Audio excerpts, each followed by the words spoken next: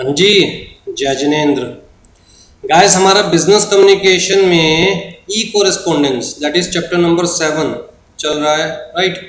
Chapter number 7 की already एक class हो चुकी है और हमें स्टार्ट करना है इलेक्ट्रॉनिक मेल सिस्टम से। इलेक्ट्रॉनिक मेल सिस्टम का मतलब कोई भी मेल सिस्टम, मतलब कुल मिला के एक एप्लीकेशन या आप एक सॉफ्टवेयर कह सकते हो, जैसे कि आउटलुक है, राइट। तो जी इसमें बड़ी सिंपल सी बात लिखी हुई है कि आपकी जो भी रिक्वायरमेंट है उसके बेसिस पर आज की डेट में आप अपने सॉफ्टवेयर को कस्टमाइज करवा सकते हो, उसके अंदर आप ऑप्शंस ऐड करवा सकते हो, फैसिलिटीज़ ऐड करवा सकते हो, राइट। तो डिपेंडिंग अपॉन योर रिक्वायरमेंट या रिक्वायरमेंट ऑफ योर ऑर्गेनाइजेशन, ठीक है जी। तो today companies are able to customise their email services to meet their own unique communication needs. Email management tools in the market can help entrepreneurs and managers address a wide array of issues, from excessive volume of email and or the excessively large file attachments. तो मतलब कुल मिला के जैसे भी आपकी requirement है उसके अकॉर्डिंग आप चाहो तो अपने जो भी एप्लीकेशन है उसको कस्टमाइज करवा सकते हो या फिर अपनी नीड के अकॉर्डिंग आप एप्लीकेशन परचेज कर सकते हो, ठीक है। आज ये जी ऑप्टिमाइजिंग पर्सनल ईमेल यूज। देखिए बहुत बड़ा टाइम हमारा, अगर हम लोग प्रोफेशन में हैं तो ईमेल मैनेजमेंट में बहुत बड़ा टाइम जाता है, क्योंकि आज की डेट में जितनी भी प्रोफेशनल कम्युनिकेशंस होते हैं जनरली ईमेल के थ्रू ही होती है, राइट। तो ये चीज़ बहुत इम्पोर्टेंट है कि आप अपने ईमेल के यूज़ को ऑप्टिमाइज कीजिए ताकि आप कम से कम टाइम में ज़्यादा से ज़्यादा ईमेल्स को एक्सेस कर सके और जो भी इम्पोर्टेंट इन्फॉर्मेशंस है उसके ऊपर कंसंट्रेट कर सके, ना कि स्पैम्स के ऊपर, ठीक है। तो यहाँ पर कुछ बेसिक पॉइंट्स दे रखे हैं। अच्छा, स्पेसिफिकली जब आप ईमेल सेंड करते हैं तो आपको किन किन बातों का ध्यान रखना है। तो जी सबसे पहले तो इन्होंने कहा कि जो आप फिजिकल पोस्टल भेजते हैं, मतलब जो चिट्ठी होती है, पत्र होती है जो हाथ से लिखकर भेजी जाती है, तो जिन जिन बातों का ध्यान आप फिजिकल पोस्टल्स भेजते हुए करते हैं, कॉरेस्पोंडेंस भेजते हुए करते हैं, उन सारे मैनर्स का ध्यान, उन सारे प्रोफेशनलिज्म का ध्यान आपको ईमेल लिखते हुए भी रखना है। तो प्रॉपर ग्रामर होनी चाहिए, correct spelling, tone, courtesy, structure, content, सब कुछ प्रॉपर होना चाहिए जब आप ईमेल लिख रहे हैं। तो it should be professional, it should be आप कह सकते हैं कि भाई प्रॉपर उसके अंदर एक स्पेलिंग, टोन, कल्चर सब कुछ प्रॉपर होना चाहिए, राइट। हाँ जी, अवॉइड इमोशंस। अब हम लोगों को ना व्हाट्सएप जैसी एप्लीकेशंस यूज़ करते करते इमोशंस यूज़ करने की, या जिन्हें हम कहते हैं इमोजीज यूज़ करने की बहुत ज़्यादा आदत पड़ गई है, राइट।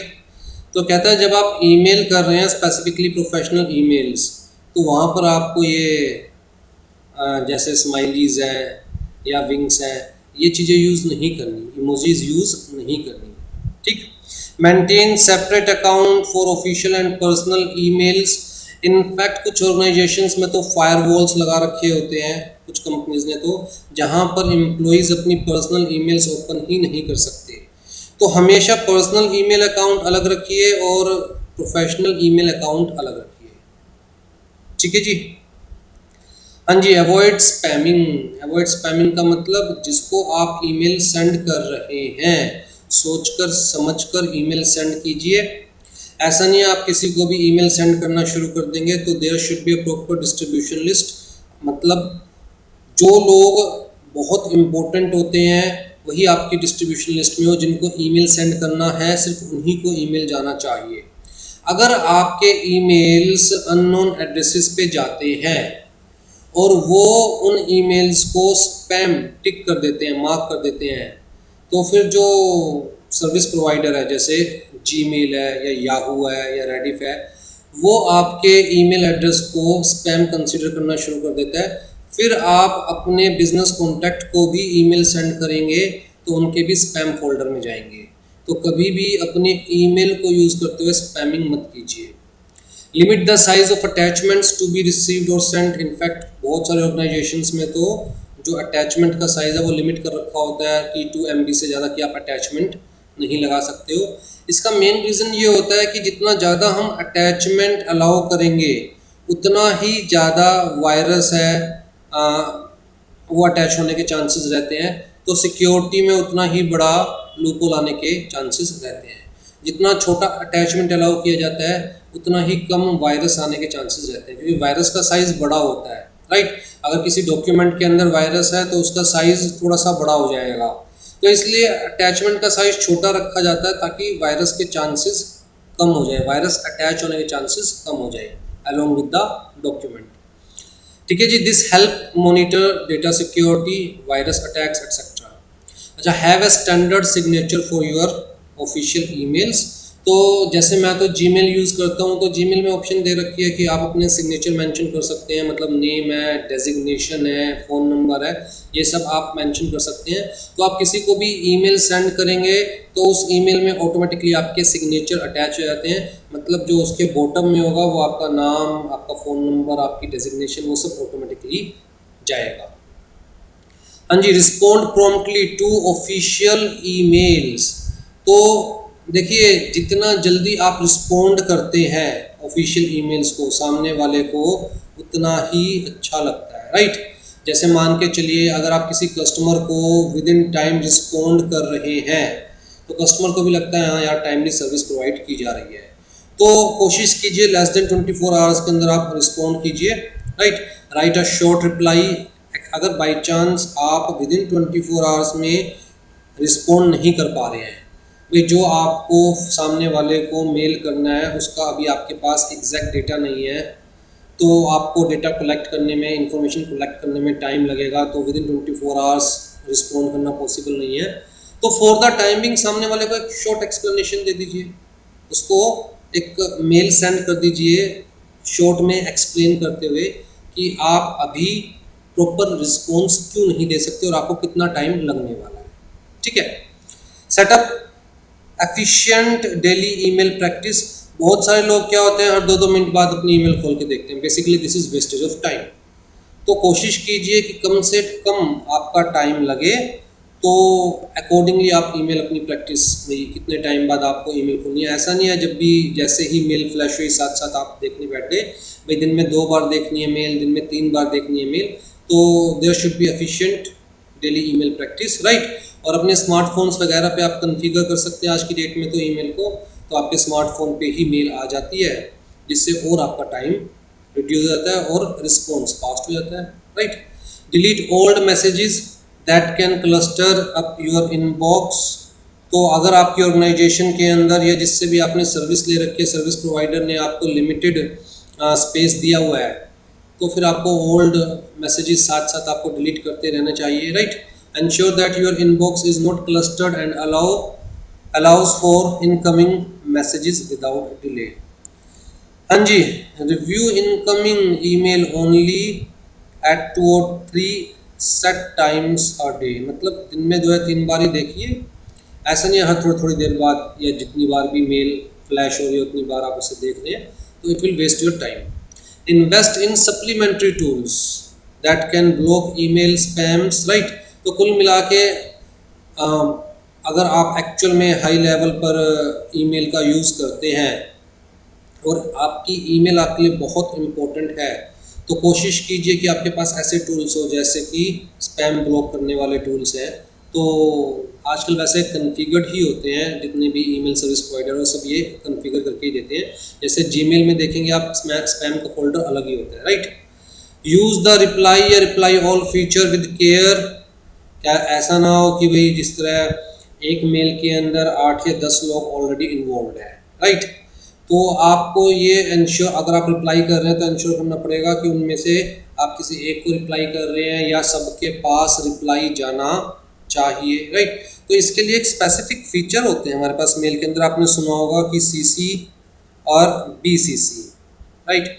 अगर मान के चलो मुझे राम को, शाम को, घनश्याम को, तीनों को मेल करना है, सेम मेल तीनों को करना है, और मैं चाहता हूँ कि तीनों को पता हो कि मैंने ये मेल तीनों को किया है, तो मैं एक का एड्रेस 2 में लिखूँगा और बाकी 2 का एड्रेस CC में लिखूँगा, राइट। क्योंकि जो भी हम CC में ईमेल एड्रेस लिखते हैं वो सारे रेसिपेंट्स देख सकते हैं, मतलब उन सारे ईमेल एड्रेसेस को सारे रेसिपेंट्स देख सकते हैं। लेकिन अगर मुझे एक ही मेल को राम को, घनश्याम को, श्याम को, तीनों को करना है, लेकिन मैं ये नहीं चाहता कि भाई इन तीनों को ये पता हो कि मैंने ये सेम मेल तीनों को किया है, तो मैं एक का एड्रेस 2 में लिखूँ और बाकी 2 का BCC में लिखूँगा। क्योंकि हम जिसका एड्रेस BCC में लिखते हैं उसका एड्रेस बाकियों को दिखाई नहीं देता, पहली चीज़ तो ये।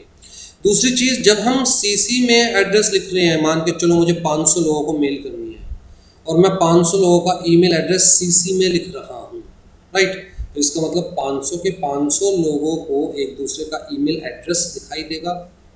हो सकता है वो लोग एक दूसरे के साथ एक दूसरे का ईमेल एड्रेस शेयर करना चाहे, हो सकता है ना शेयर करना चाहे, राइट। तो बेटर ये है कि मुझे CC की ऑप्शन, BCC की ऑप्शन सोच समझकर यूज़ करनी चाहिए।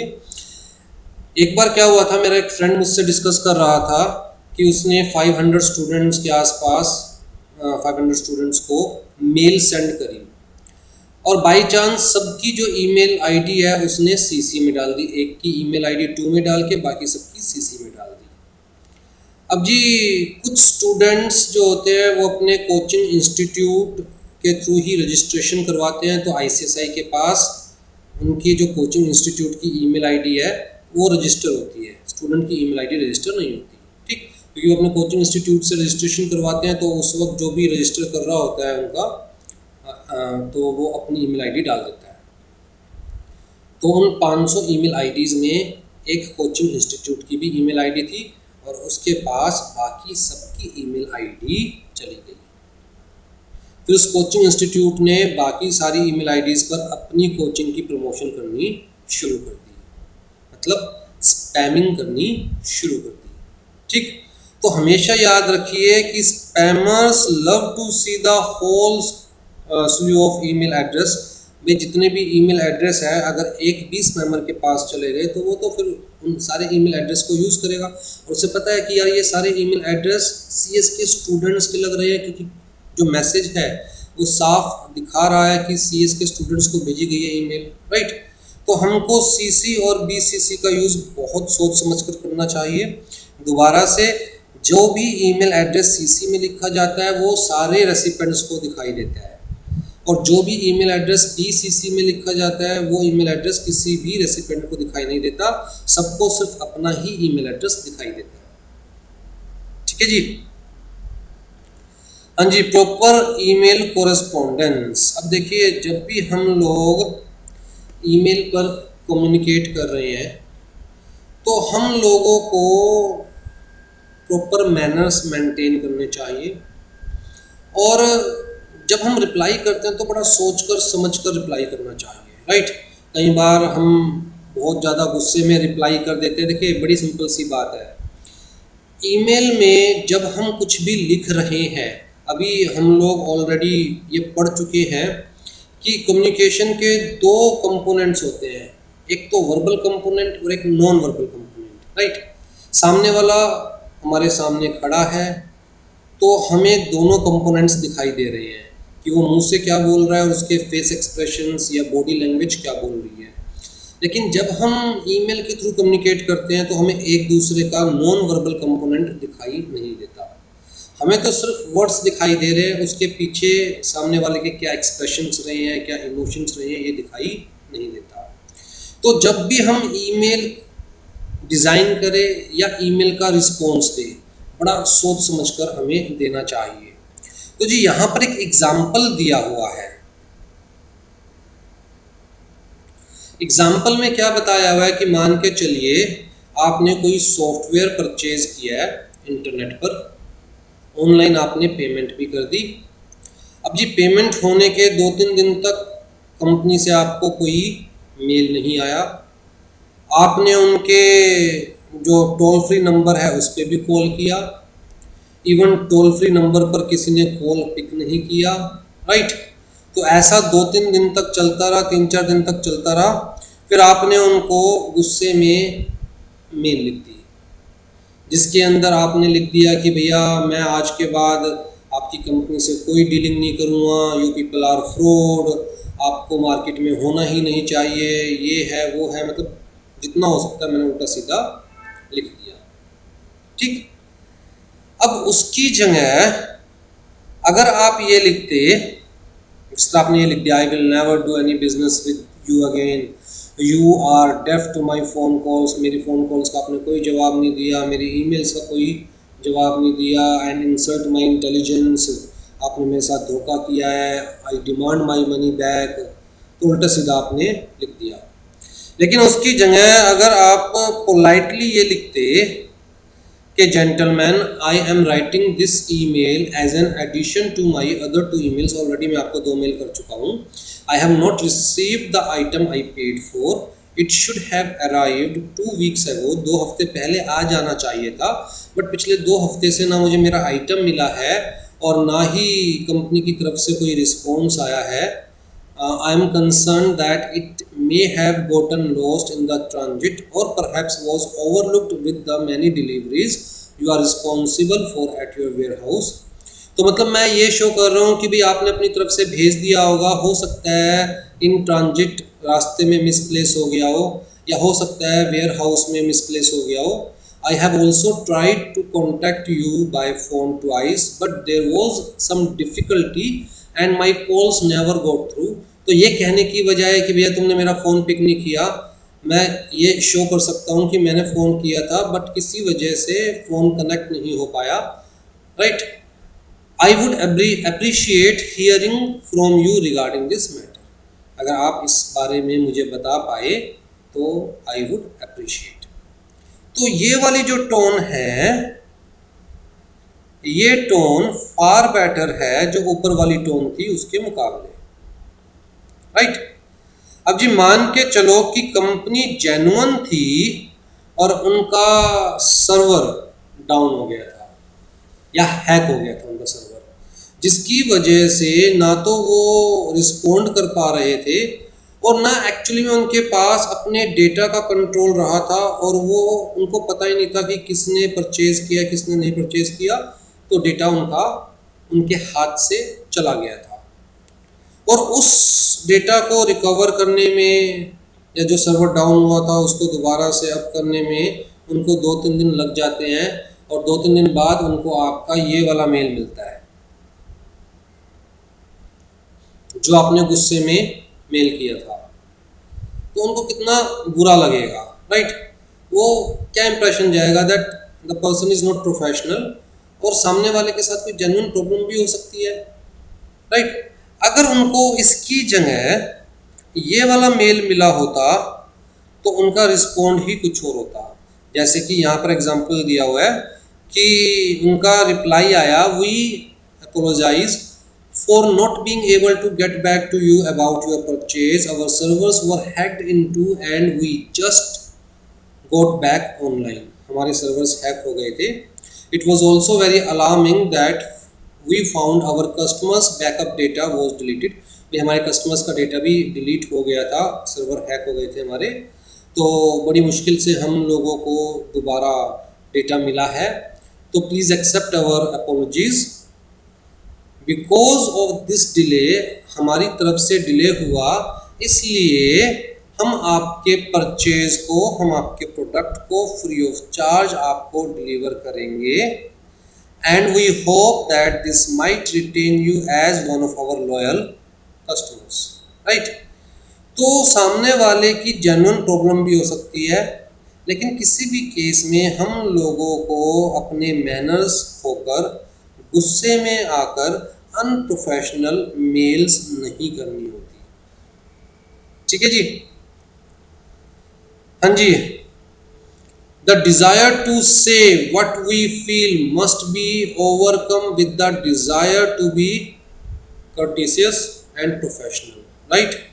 तो कुल मिलाकर हमारे दिल में जो गुस्सा उठ रहा है वो साइड में रखकर we must act as professional, courtesy नहीं छोड़नी हमें, right।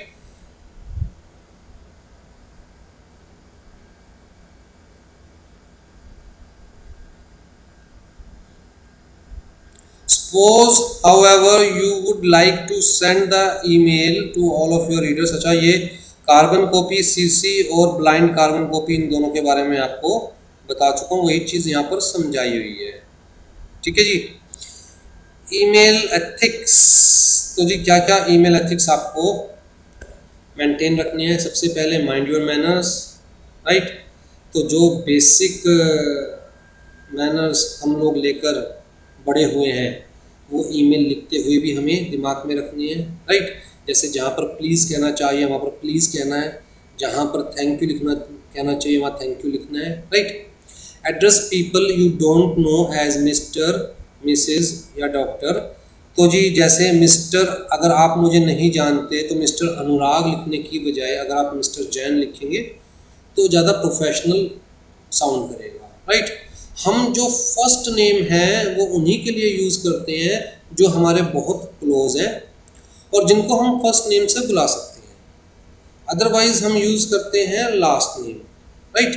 तो address people you do not know as mister, missus या doctor. Address someone by first name only if they imply it's okay with them to do so. तो जिसके साथ हम first name use करने का हक रखते हैं, जिसको हम डायरेक्टली फर्स्ट नेम से कॉल कर सकते हैं, जैसे मेरे फ्रेंड्स हैं वो डायरेक्टली मुझे अनुराग कह सकते हैं, राइट। लेकिन अगर प्रोफेशनल कम्युनिकेशन मैं किसी अननोन प्रोफेशनल के साथ करूँगा या किसी भी ऐसे बंदे के साथ करूँ जिसके मेरे सिर्फ प्रोफेशनल रिलेशंस हैं, तो वो मुझे अनुराग कहकर नहीं बल्कि मिस्टर जैन कहकर ही बुलाएगा और यही चीज़ हमें मेल में भी मेंटेन रखनी है। वॉच योर टोन, हमेशा पोलाइट टोन यूज़ कीजिए। तो जी मैरियम वेबस्टर के अंदर टोन को कैसे डिफाइन किया हुआ है? एसेंट और इन्फ्लेक्शन एक्सप्रेसिव ऑफ मूड और इमोशन। मतलब हमारा जो टोन है वो हमारे मूड और इमोशन को एक्सप्रेस करती है। It is very difficult to express tone in writing but make sure that you should come across as respectful, friendly, approachable. आपकी मेल पढ़कर सामने वाले को लगना चाहिए कि भैया आप रिस्पेक्टफुल हो, आप फ्रेंडली हो, आप अप्रोचेबल हो। You should not sound curt or demanding. Be conscious, हाँ जी, get to the point of your email as quickly as possible. जितना हो सके उतना जल्दी। जब आप मेल लिख रहे हैं तो कहानियाँ मत लिखिए। Get to the point as quickly as possible but never leave any important detail, ठीक है। Do not leave out important details that will help your recipient answer your query. Be professional. अच्छा, ईमेल लिखते हुए ना कभी भी abbreviations का use नहीं करना चाहिए, कभी इमोशंस का, इमोजीज का यूज़ नहीं करना चाहिए, right. Don't use suggestive email address for business communication. Business communication के लिए सजेस्टिव ईमेल एड्रेस यूज़ नहीं करनी चाहिए। जैसे मान के चलिए मेरा नाम अनुराग जैन है, तो मैं बिजनेस कम्युनिकेशन के पॉइंट ऑफ व्यू से कभी भी anuragjain@gmail.com यूज़ नहीं करूँगा, राइट। बिजनेस का नेम से सजेस्टिव हो सकता है, पर्सनल नेम से सजेस्टिव नहीं होनी चाहिए email address. Use correct spelling and proper grammar, right. अच्छा जी, उसके अलावा यहाँ पर एक बड़ी इंपॉर्टेंट चीज़ लिखी हुई है कि जब हम टू में रेसिपेंट का ईमेल एड्रेस लिखते हैं, कहता है जब तक आपकी मेल मतलब बॉडी का कंटेंट फिनिश ना हो जाए तब तक टू में रेसिपेंट का ईमेल एड्रेस मत लिखिए, क्योंकि अगर मेल कंप्लीट हुए बिना आपने टू में रेसिपेंट का ईमेल एड्रेस लिख दिया और गलती से सेंड का बटन दब गया, क्लिक हो गया, तो आपकी इनकम्प्लीट मेल या फिर एरर से भरी हुई मेल सामने वाले को रिसीव होगी। क्योंकि ये तो वो वाला तीर है ना जो एक बार कमान से छूट गया तो वापस नहीं आता। एक बार सेंड पर क्लिक हो गया तो मेल जाएगा ही जाएगा, आप उसे बीच में रोक नहीं सकते। तो यहाँ बड़ा क्लियर कट लिखा हुआ है कि भैया पहले पूरी मेल को डिज़ाइन कीजिए, बॉडी वाले पार्ट को प्रॉपर डिज़ाइन कर लीजिए, आपने उसको गो थ्रू करना है, एक बार दोबारा से गो थ्रू कर लीजिए, कोई एरर है चेक कर लीजिए, और लास्ट में टू वाले टू को फिल करना चाहिए, ईमेल एड्रेस लिखना चाहिए, राइट, ताकि गलती से अधूरा मेल, इनकम्प्लीट मेल या गलत मेल सामने वाले के पास ना जाए। हाँ जी, advantages and disadvantages of email. अब आई थिंक आपको चीज़ समझाने की जरूरत नहीं है। Advantages, managing email easy, email is fast, email is inexpensive, email is easy to filter, transmission is secure and reliable, हाँ जी, तो आप ईमेल्स को इजीली मैनेज कर सकते हैं। सब्जेक्ट लिखा होता है हर मेल के आगे। जब आप जीमेल खोलेंगे तो सारी मेल्स का सब्जेक्ट ऊपर ही शो हो रहा होता है, तो आप सब्जेक्ट को पढ़कर ही ये एनालाइज कर सकते हैं कि कौन सी मेल इम्पोर्टेंट है और कौन सी मेल इम्पोर्टेंट नहीं है, राइट। तो आप इजीली मेल्स को मैनेज कर सकते हैं। हाँ जी, you can manage all your correspondence on screen, and so can your customer. Your proposal can be answered, revised, stored and sent to others, all without a remove paper involved. तो without paper communication आप सारी चीज़ें, सारी communication manage कर सकते हैं। Email is fast, but obvious सी बात है, एक सेकंड में कहता है जी लाखों किलोमीटर, हजारों किलोमीटर का डिस्टेंस ट्रैवल कर लेती है email, right. Timely buying and selling decisions can be made in one heart beat. Email is inexpensive. Generally तो जो ईमेल्स हैं वो फ्री ऑफ कॉस्ट आप यूज़ कर सकते हैं, जिस तरह जीमेल है, रेडिफ है, याहू है, फ्री ऑफ कॉस्ट आपका ईमेल अकाउंट बन जाता है। अगर आप प्रोफेशनली ईमेल को यूज़ कर रहे हैं, जिसमें आप कुछ स्पेसिफिक सर्विसेज ले रहे हैं, जिसमें आपको बहुत सारा स्टोरेज चाहिए, स्पेस चाहिए, तो आपको परचेज़ करना पड़ता है स्पेस। जीमेल में भी आपको स्पेस परचेज़ करना पड़ता है अगर 15 GB से ज़्यादा की आपकी स्टोरेज हो गई है तो, राइट। सारी मिलाकर गूगल ड्राइव, जीमेल सब मिलाकर अगर 15 GB से ज़्यादा की आपकी स्टोरेज हो गई है तो आपको स्पेस परचेज करना पड़ेगा, या कोई स्पेसिफिक सर्विसेज चाहते हैं आप तो आपको वो परचेज करनी पड़ेगी, अदरवाइज तो ईमेल फ्री है, राइट। और जो सर्विसेज मिलती है, जो स्पेस मिलता है, वो भी बहुत चीप होता है, बहुत कम कॉस्टली होता है as compare to telephone calls, fax, overnight courier services, right. Email is less expensive. हाँ जी, email is easy to filter. जैसे मैंने आपको बताया कि भैया सबसे ऊपर तो सब्जेक्ट लाइन होती है सारी मेल्स की, तो सब्जेक्ट लाइन पढ़कर हमें डिसाइड कर सकते हैं कि मेल इम्पोर्टेंट है या नहीं है, तो we can prioritise the messages, ठीक है जी। Transmission is secure and reliable. Day by day mails की सिक्योरिटी के ऊपर काम चल रहा है। जितना हो सकता है सर्विस प्रोवाइडर्स सिक्योरिटीज़ को इम्प्रूव करते जा रहे हैं, तो इतना इजी नहीं है मेल्स को हैक करना, ऑल्दो होती है मेल्स भी हैक, बट इतना इजी नहीं है। अगर और जो मेथड्स देखें उनके मुकाबले तो काफ़ी ज़्यादा सिक्योर है। पेपर मेल्स अगर हम देखें, चिट्ठी भेज रहे हैं किसी को, रास्ते में गुम हो सकती है, कट सकती है, फट सकती है, भीग सकती है, राइट। 100 तरह की दिक्कतें हैं। कम से कम ये सारी दिक्कतें तो मेल्स के साथ नहीं है ना, ईमेल्स के साथ, राइट।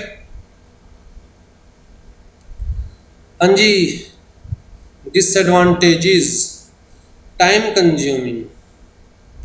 कहता है ऑल्दो ईमेल लिखना बहुत आसान है as compare to paper mails. भाई पेपर मेल्स में तो पहले आपको रफ लिखना पड़ता है, फिर आप उसे टाइप करते हो, जनरली प्रिंट आउट निकलवाते हो, फिर उसे पैक करते हो, फिर उसको पोस्ट करने के लिए जाना पड़ता है या कोरियर करने के लिए जाना पड़ता है। ईमेल आप एक जगह बैठे बैठे सारा काम ईमेल पर हो जाता है, राइट।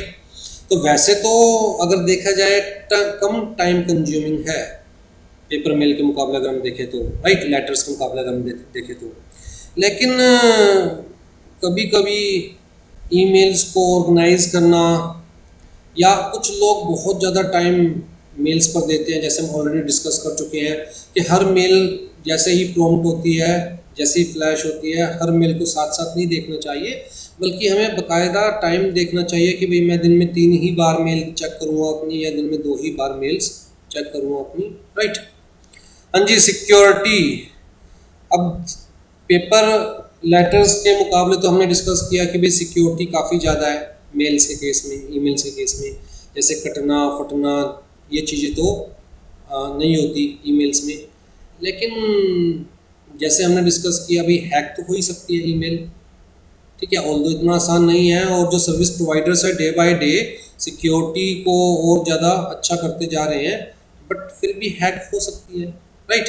और दूसरी चीज़ ये है कि भाई मेल अगर हम लोग ईमेल एड्रेस प्रॉपर ना लिखे तो हमारी मेल गलत एड्रेस पर भी जा सकती है।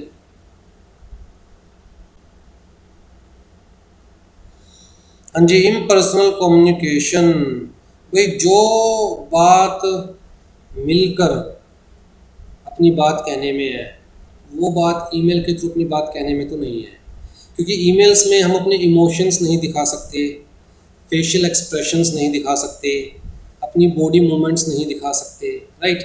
तो ईमेल में तो हम टोटल कम्युनिकेशन का एक ही कंपोनेंट शो कर सकते हैं, that is verbal component. Non verbal component तो उसके अंदर शो ही नहीं कर सकते, राइट। तो पर्सनल टच तो नहीं आता मेल्स के अंदर। हाँ जी, मिसअंडरस्टैंडिंग कहता है जी, अगर हम गलत प्रोनाउंस या गलत जार्गन्स या बहुत ज़्यादा टेक्निकल वर्ड्स यूज़ कर रहे हैं, बहुत ज़्यादा एब्रीवेशंस यूज़ कर रहे हैं, जबकि हम ऊपर ही पढ़ चुके हैं कि हमें एब्रीवेशंस यूज़ नहीं करनी चाहिए मेल के अंदर।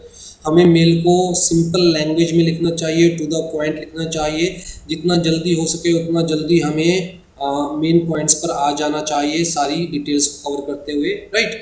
बट फिर भी अगर हम गलत वे में मेल्स को लिख रहे हैं, एब्रीवेशंस लिख रहे हैं, जार्गन्स मतलब टेक्निकल वर्ड्स जो ज़्यादा यूज़ कर रहे हैं, तो हो सकता है भी सामने वाले को समझ में ना आए प्रॉपर, या मेल में जो हम कंटेंट प्रेजेंट कर रहे हैं वो प्रेजेंट करने का हमारा तरीका ठीक नहीं है, तो भी सामने वाला मेल को प्रॉपर समझ नहीं पाएगा। Vulnerability, it would take a manual effort on the part of someone to access all his important printed documents and destroy them. But right, देखो बड़ी सिंपल सी लाइन लिखी है कि अगर आपके प्रिंटेड डॉक्यूमेंट्स हैं, पेपर डॉक्यूमेंट्स हैं, और आप उनको डिस्ट्रॉय करना चाहते हो, तो आपको पेपर डॉक्यूमेंट सारे इकट्ठे करने पड़ेंगे और फिर उनको मैनुअली डिस्ट्रॉय करना पड़ेगा। लेकिन ईमेल्स के केस में तो बड़ी दिक्कत वाला काम हो सकता है। आपका ईमेल अकाउंट हैक करके कोई आपकी मेल्स डिलीट कर दे, या फिर जिस सर्विस प्रोवाइडर से आपने मेल की सर्विस ले रखी है उसका सर्वर करप्ट हो जाए, वायरस आ जाए, सर्वर डाउन हो जाए, या फिर वो service provider out of business हो जाए, तो मतलब उसके सर्वर में जो भी आपके मेल से रिलेटेड डेटा स्टोर था वो सारा खत्म, राइट। तो एक सिंपल हार्ड ड्राइव के क्रैश की वजह से आपकी मेल पे जितना भी डेटा है वो सारा उड़ सकता है, राइट। तो थोड़ा रिस्क तो ये है, इसीलिए कहा जाता है कि हमेशा रिलायबल सर्विस प्रोवाइडर से ईमेल की सर्विसेज लेनी चाहिए, जैसे कि जीमेल है, याहू है। हमें पता है कि ये इतनी छोटी कंपनीज नहीं है जो जल्दी से आउट ऑफ बिजनेस हो जाएगी या जो अपने सर्वर्स को मैनेज ना कर पाए। Whether organisation depends on internet connectivity, तो भैया कुल मिलाकर ईमेल तो तभी यूज़ कर सकते हैं ना ऑर्गेनाइजेशन या ऑर्गेनाइजेशन के एम्प्लॉइज़ जब इंटरनेट कनेक्टिविटी है। तो ईमेल के केस में we depend entirely on the internet. अगर हमारे पास इंटरनेट कनेक्टिविटी नहीं है किसी भी रीज़न की वजह से, तो हम ईमेल एक्सेस ही नहीं कर सकते। Email can not be considered a confidential mode of communication, जो बहुत कॉन्फिडेंशियल कम्युनिकेशन होती है उस केस में हम ईमेल के ऊपर रिलाई नहीं कर सकते। ईमेल हैक हो सकती है, गलत एड्रेस बाय मिस्टेक ही सही बट गलत ईमेल एड्रेस डाला जा सकता है और उस पर मेल जा सकती है। Email should not be considered as the replacement of direct face to face communication.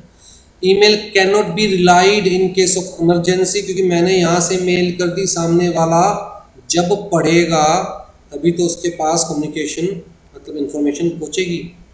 हो सकता है सामने वाला आज पढ़े, हो सकता है आज ना ईमेल चेक करे, कल चेक करे, right. As the receiver may read it at his own convenient time. Email depends on the internet connectivity which can be disturbed or disconnected due to various reasons. तो कुछ advantages भी है, कुछ disadvantages भी है, but मेरे हिसाब से एडवांटेजेस ज़्यादा है as compare to physical letters, right.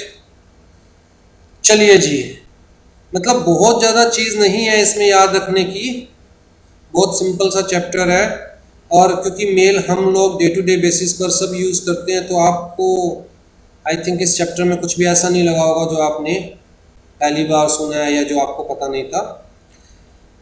चलिए जी, इस चैप्टर में एक ही टॉपिक रह गया हमारे पास, इंट्रानेट। तो intranet we will start in the next class and this chapter will be over. Alright, चलिए टेक केयर।